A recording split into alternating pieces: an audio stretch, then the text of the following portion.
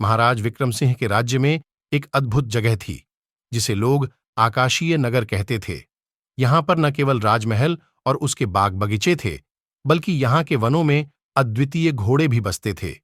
ये घोड़े न केवल दौड़ने के लिए थे, बल्कि उनकी पंखों से वे आकाश में भी उड़ सकते थे। एक दिन राजकुमारी अन्या ने अपने दोस्त घोड़े विमल के साथ घूमने का निश्चय किया।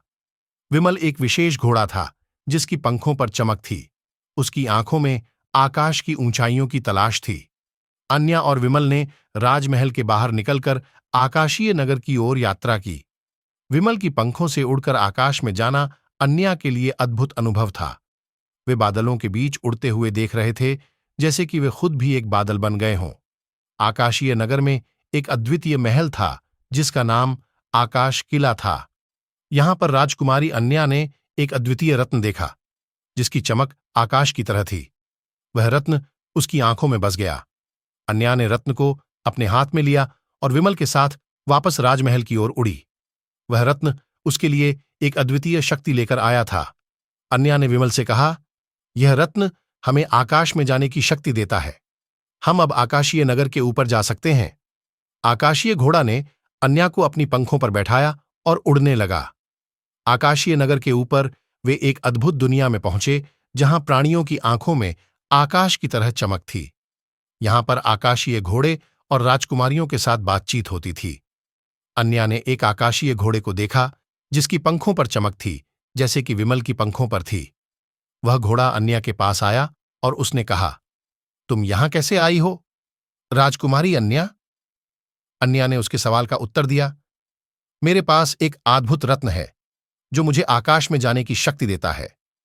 आकाशीय घोड़े ने अन्या को एक विशेष स्थल पर ले जाया जहां एक अद्भुत वृक्ष था। इस वृक्ष के फूल आकाश में फैले हुए थे, जैसे कि वे तारों की तरह चमक रहे थे। ये फूल न केवल सुंदर दिखते थे, बल्कि उनमें अद्वितीय शक्ति भी छिपी हुई थी।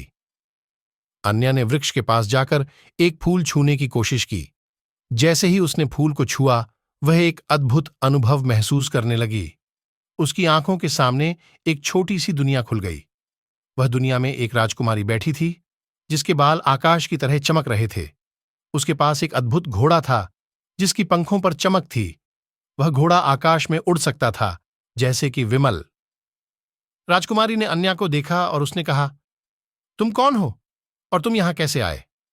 अन्या ने उसके सवाल का उत्तर दिया, मेरे पास एक अद्भुत रत्न है जो मुझे आकाश में जाने की शक्ति देता है।